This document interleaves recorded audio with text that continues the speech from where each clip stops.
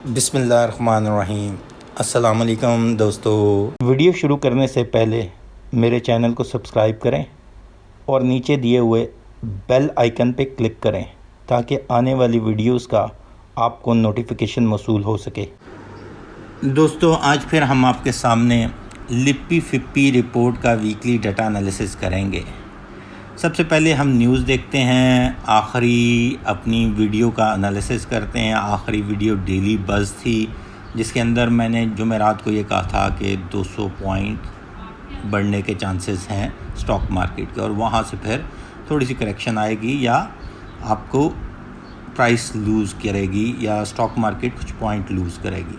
तो हमने देखा कि मार्केट ने in lines to that analysis behave किया। थोड़ा सा ऊपर ज़्यादा चली गई, 300 पॉइंट पे गई, लेकिन अराउंड 117 पॉइंट पे क्लोजिंग और अराउंड 50 प्लस पे उसने करेक्शन ली। ये तो था हमारी लास्ट वीडियो के रिलेटेड सम एनालिसिस। अब देखते हैं कि इस वक्त इस वीक में कौन सी न्यूज़ अहम रही, ख़ुसूसन एक रजीम चेंज का ऑपरेशन जो कि सक्सेसफुल होता हुआ नज़र आता है। इसके साथ साथ अगर हम देखें कि अभी जो इमरान खान ने एजिटेशन शुरू की या सड़कों के ऊपर आए, उसके अंदर इमरान खान को जो पॉजिटिव रिस्पांस मिलना, उससे ये लगता है कि अनसर्टेनिटी ना तो ओवर हुई और ना ओवर होने जा रही है इतनी जल्दी।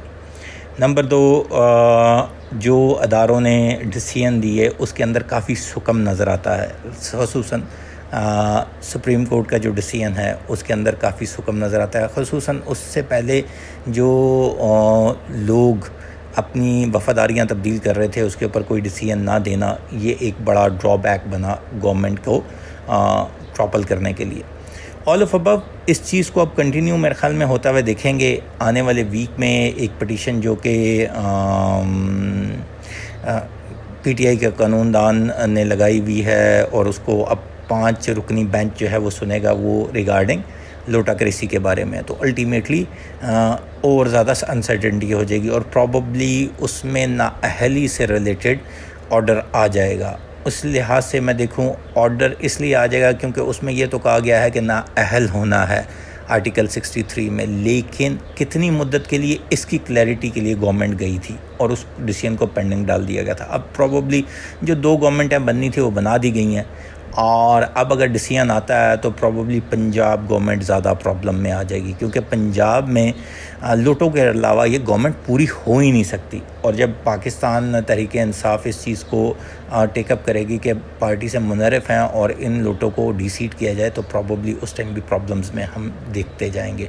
लाहौर का जलसा और ज़्यादा पिवटल किरदार अदा करेगा और प्रॉब्लम्स बढ़ जाएंगी।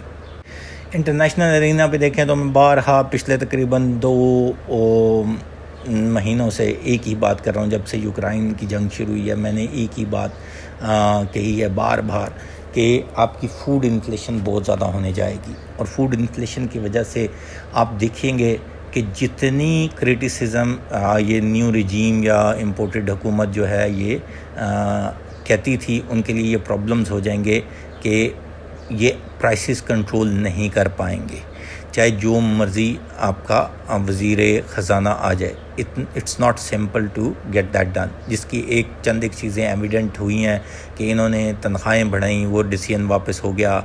उसके बाद इन्होंने पेंशन्स बढ़ाई, वो डिसीजन वापस हो गया। तो अल्टीमेटली आगे हम यही देखते हैं कि इनको इतनी ज़्यादा स्ट्रॉन्ग विल पावर या वो आप कह लें कि इतने स्ट्रॉन्ग डिसीजन ये लोग नहीं लेंगे या अवामी डिसीजन नहीं ले सकेंगे। खुसूसन पेट्रोल प्राइसेस का बढ़ना एविडेंट है। पेट्रोल $100 से नीचे क्रूड ऑयल प्राइसेस नहीं आ रही, तो हम देखेंगे कि ये ऊपर ही जाता हुआ नज़र आएगा। Down the line electricity cost में भी प्रॉब्लम आएंगी। कोल प्लांट जो हैं उसके अंदर कोल जो यूज़ हो रहा है, तो कोल की प्राइसेस आप सारों को पता है ऊपर हैं। ये तो थी इन्फ्लेशन और पाकिस्तान की पॉलिटिकल अनसर्टेनिटी। अब देखते हैं लिप्पी फिप्पी डाटा इस वीक का क्या कहता है। इस वीक में फिप्पी मतलब फॉरेन इन्वेस्टमेंट पोर्टफोलियो इन्वेस्टर्स की अगर हम रिपोर्ट देखें तो 1.29 USD नेट लेवल की बाइंग है और इसी तरह लोकल इन्वेस्टर ने उतनी की सेलिंग की हुई है।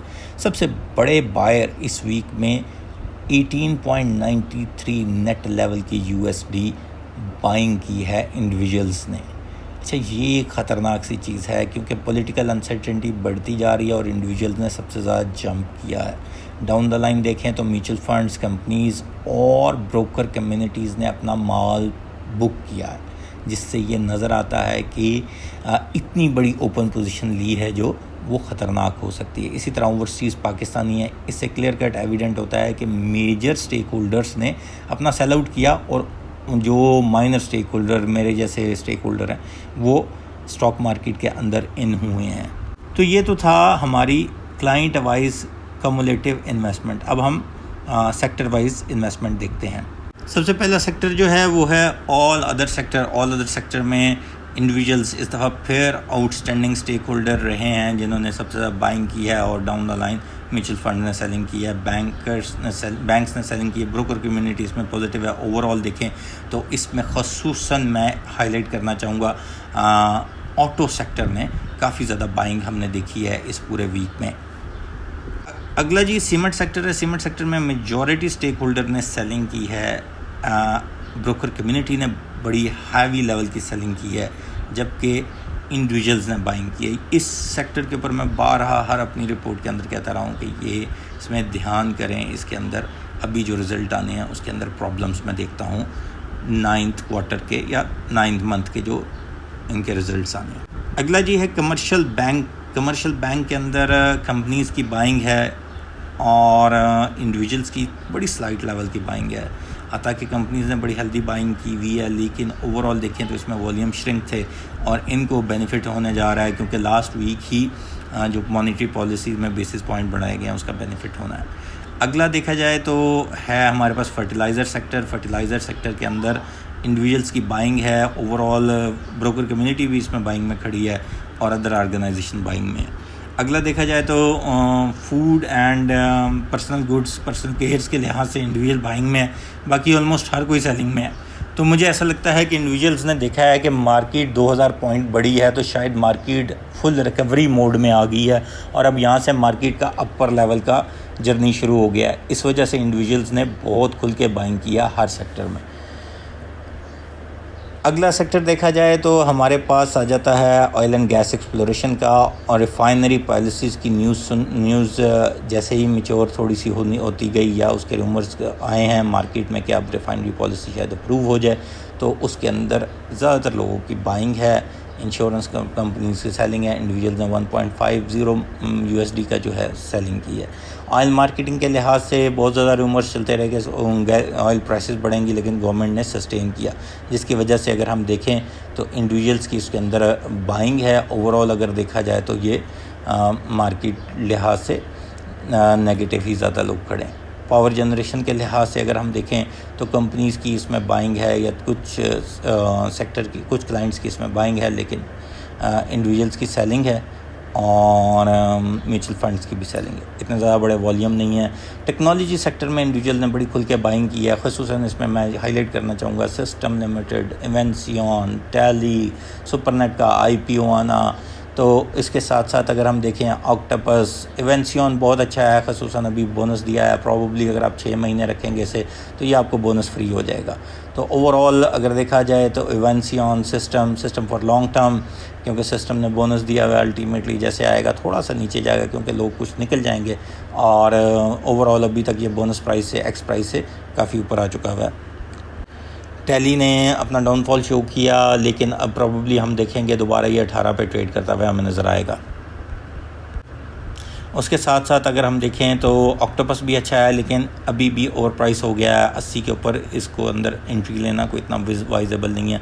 अराउंड 70 और below 70 you we are good to go with that. उसके बाद अगर हम देखें टेक्सटाइल सेक्टर के अंदर इंडिविजुअल्स की सेलिंग है, मेजॉरिटी लोगों की सेलिंग है और बड़े फ्यू लोगों की बाइंग है। इसके अंदर एक बात याद रखिएगा, इसके अंदर एक कंपनी है जिसका नाम है GTAC, और वो आपके मिसलेनियस सेक्टर के अंदर कंसिडर होती है। पहले वो टेक्सटाइल में कंसिडर होती थी। अल्टीमेटली हम ये देख सकते हैं कि उसके अंदर एक न्यूज़ थी जो मैंने आपसे शेयर की थी, तो उस वजह से उसमें बाइंग काफ़ी हो रही थी। अगला क्लाइंट जो है जिसको हम एनालाइज़ करते हैं यूजुअली वो है ब्रोकर कम्युनिटी। ब्रोकर कम्युनिटी ने सीमेंट में सबसे ज़्यादा सेलिंग की और हमने इंडिविजुअल्स ने सीमेंट में ही सबसे ज़्यादा बाइंग की। ये थोड़ा सा ऑड है, इसका मतलब है आने वाला वीक सीमेंट के लिए अच्छा नहीं है।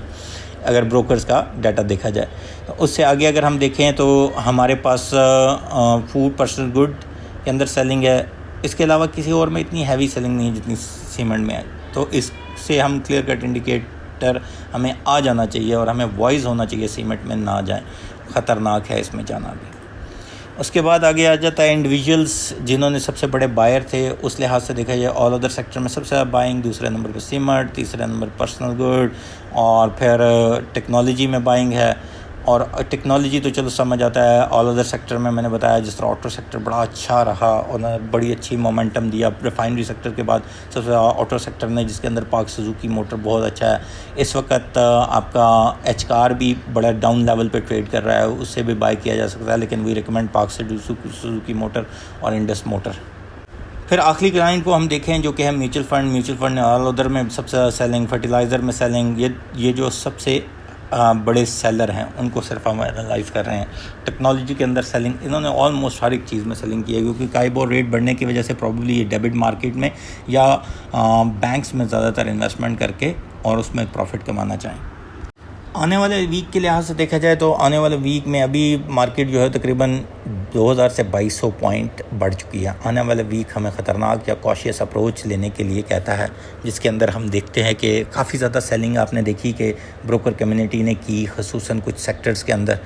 उसके अंदर हमें नज़र आता है कि आने वाला वीक होगा। वीक से मुराद ये है कि मंडे ट्यूसडे हमें नेगेटिव नज़र आता है और प्रॉबली बाबर वान की जो पटिशन है जिसमें लोटोक्रेसी के बारे में डिसीजन आना है, प्रॉबली वो केस लग जाएगा और मेरे ख़्याल में वो भी केस बड़ी जल्दी रिज़ॉल्व करेगी सुप्रीम कोर्ट। और उससे ये होगा कि ख़ुसूसन पंजाब गवर्नमेंट को काफ़ी ज़्यादा ख़तरात लाहक होंगे और प्रॉबली ये ही डिसीजन सिर्फ इतना करना है कि ताहयात नाअहली होगी या नाअहली हो जाएगी या सिर्फ नाअहली चंद महीनों सालों के लिए होगी।